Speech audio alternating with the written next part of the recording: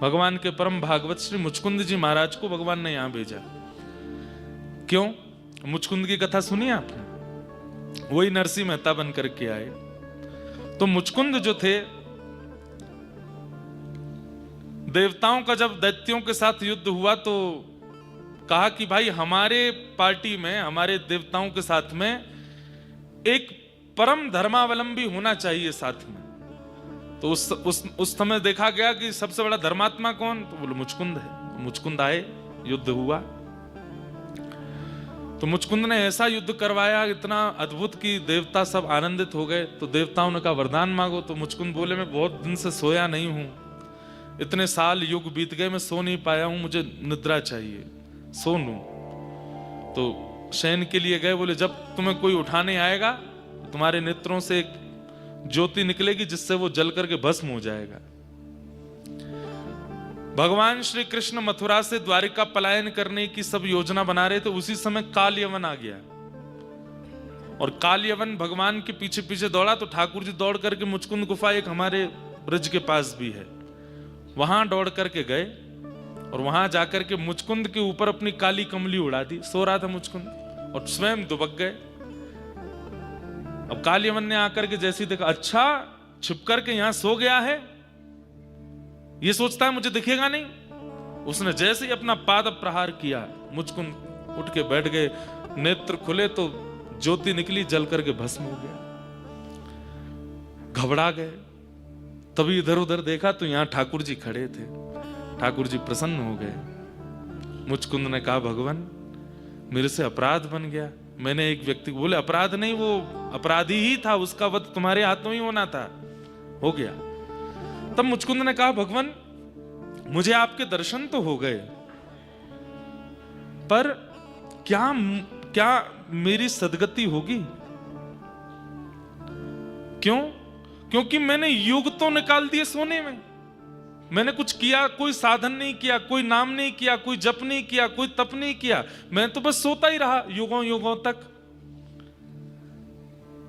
मुझे कुछ बताइए, मैं कुछ साधन करके तप करके आपको प्राप्त करना चाहता हूं। मुझे ऐसा लग रहा है कि मैंने कुछ किया नहीं और आप मेरे सामने खड़े हो गए, मुझे कुछ तो साधन करने दीजिए। ठाकुर जी बोले अब तुम साधन करने बैठोगे? इतने युगों तक तुम सोए हो, उन युगों का अगर तुम साधन करोगे तो युगों तक साधन करना पड़ेगा, तब जाकर के तुम्हारा साधन पूर्ण होगा।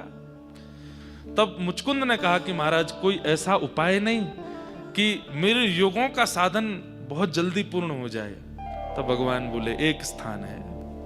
बोले कौन सा? बोले बद्रीनाथ, बद्रिकाश्रम चले जाओ, मेरा आश्रम है वो। वहां पर समय गति वैसी रहती है जैसी सामान्य सब जगह है।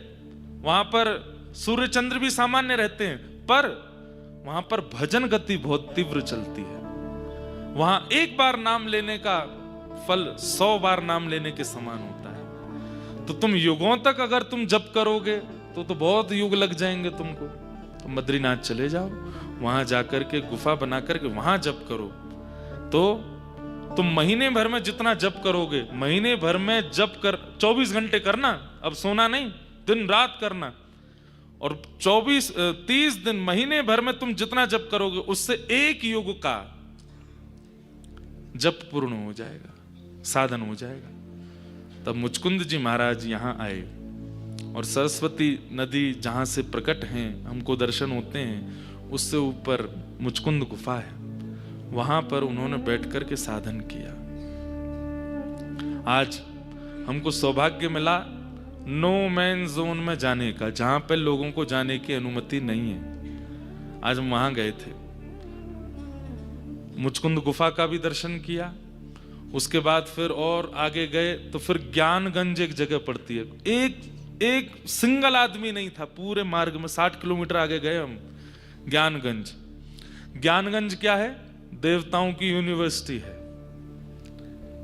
वहां पर भी एक भी इंसान नहीं जाते, बस मिलिट्री फोर्स जाती है चाइना बॉर्डर तक। तो कल परसों हमसे यहाँ के कुछ अधिकारी मिलने आए, तो उनसे हमने प्रार्थना की हमको अनुमति दे दो कि हम आगे चले जाएं। वो आके हमसे बोले आपकी कथा सुनते हैं बहुत अच्छा लगता है। मैंने कहा अच्छा तो दक्षिणा दो। बोले क्या चाहिए?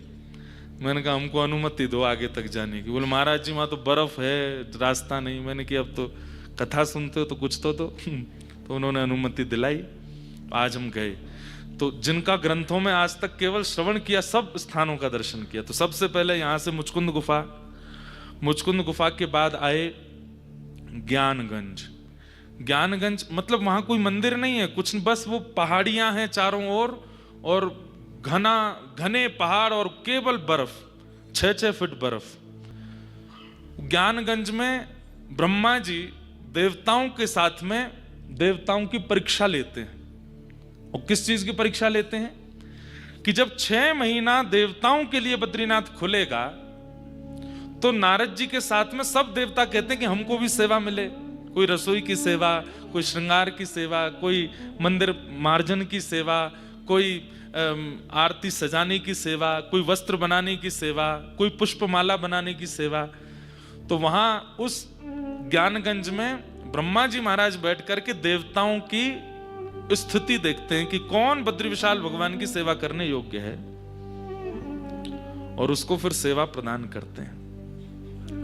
तो हर वर्ष नए नए देवताओं को, नारद जी तो मुख्य पुजारी हैं ही, उनके साथ सेवा करने का अवसर सबको मिलता है और दर्शन की विधि सबको प्राप्त होती है।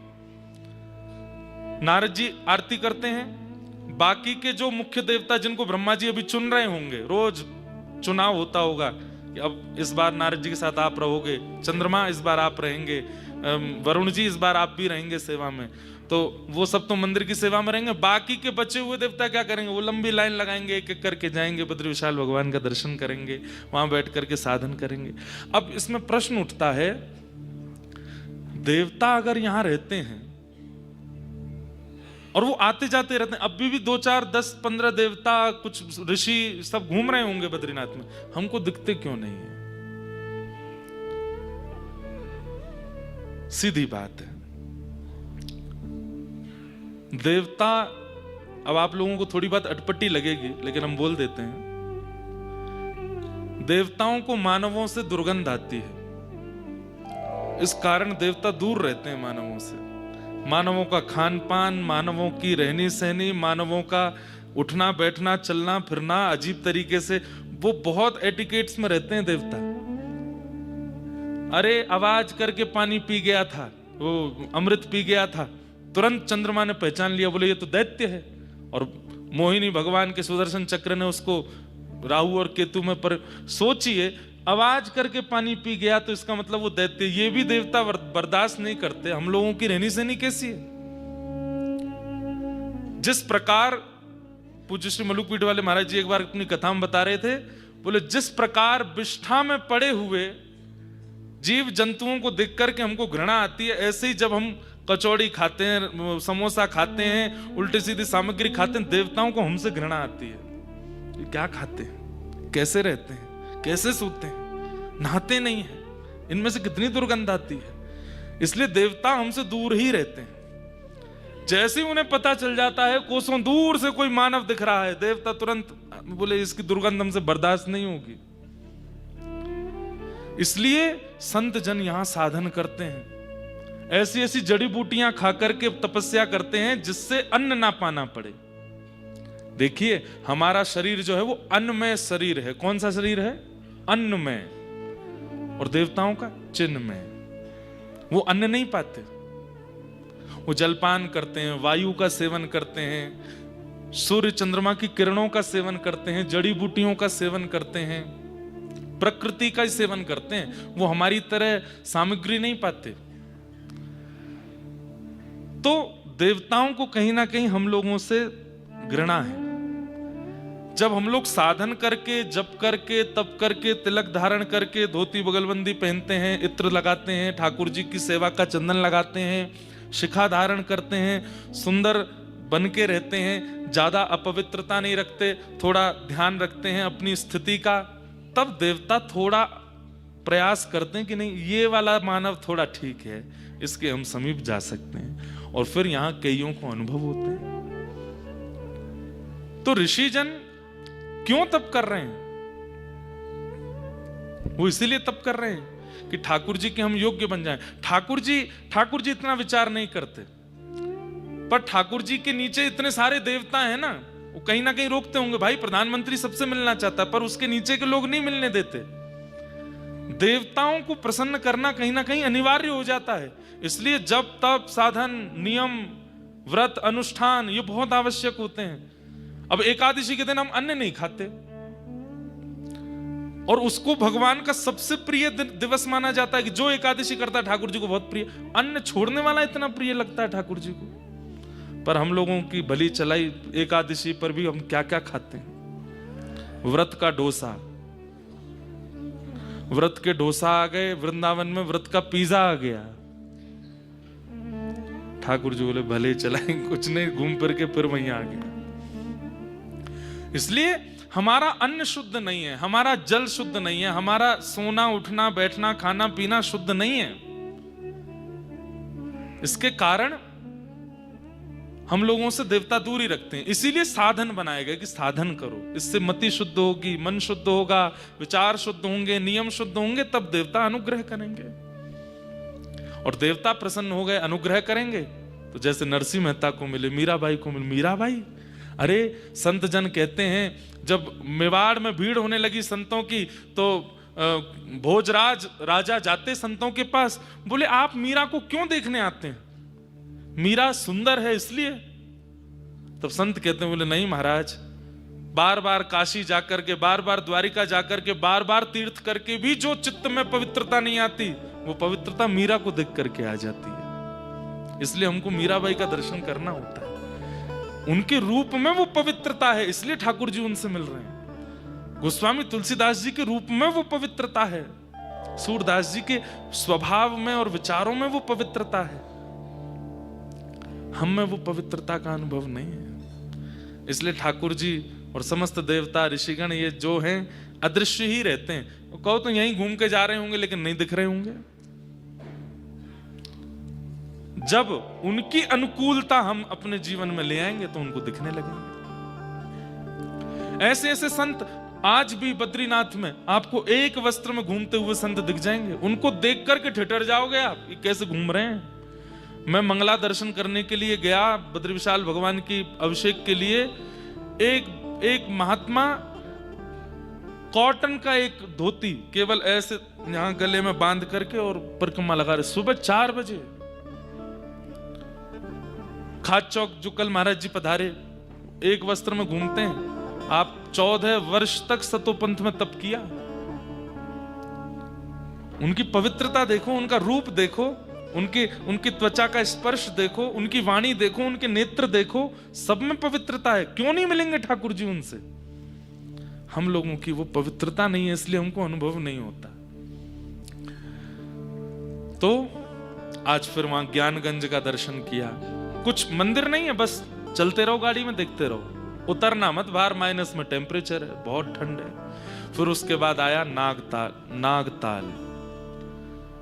ये सरस्वती जी जो यहाँ आपको माना में दिखती हैं, ये सरस्वती जी पूरी हमको 60 किलोमीटर तक दिखी पीछे। तो नागताल पड़ा, वहां कोई रास्ता नहीं है नागताल जाने का, ऐसा पहाड़ है और वहां पे अपनी रिस्क पर आप लोग कैसे भी करके जाना चाहो तो दर्शन करने जाओ। 800 मीटर पैदल चलना पड़ता है बर्फ में।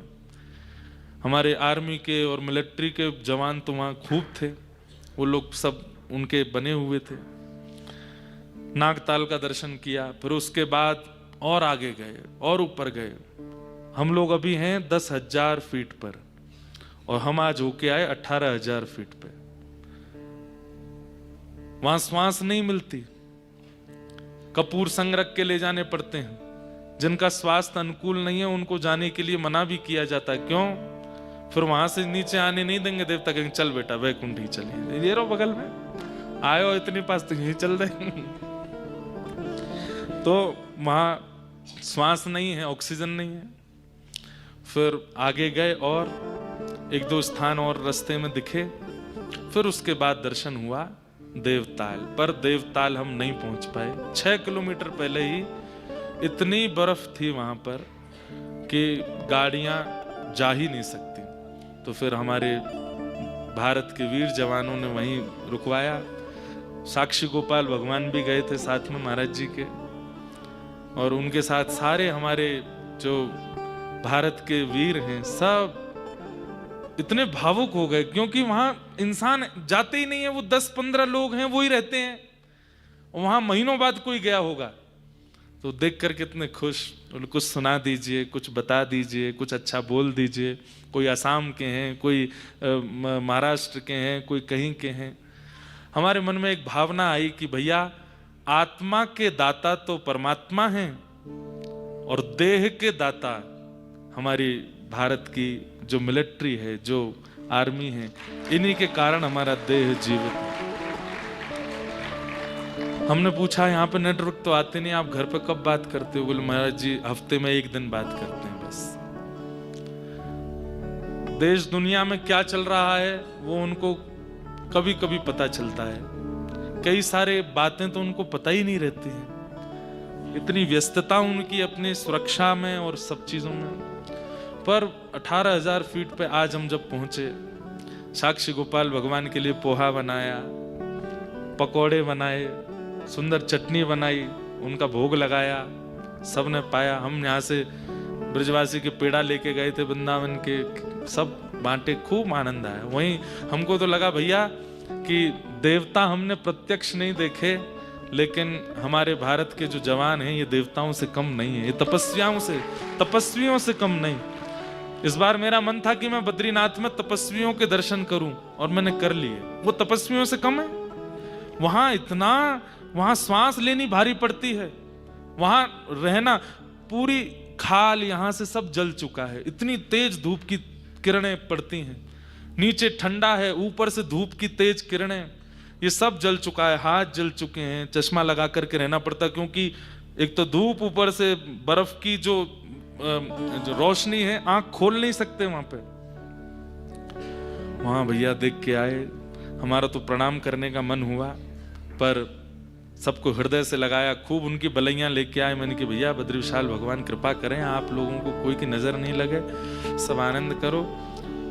आज वहां दर्शन करने के लिए गए, देवताल, नागताल, ज्ञानगंज, मुचकुंद गुफा, और फिर वापस यहाँ आ तो गए थे हम 3:30 बजे, वापस सुबह निकले थे 8 बजे, पर साक्षी गोपाल भगवान का श्रृंगार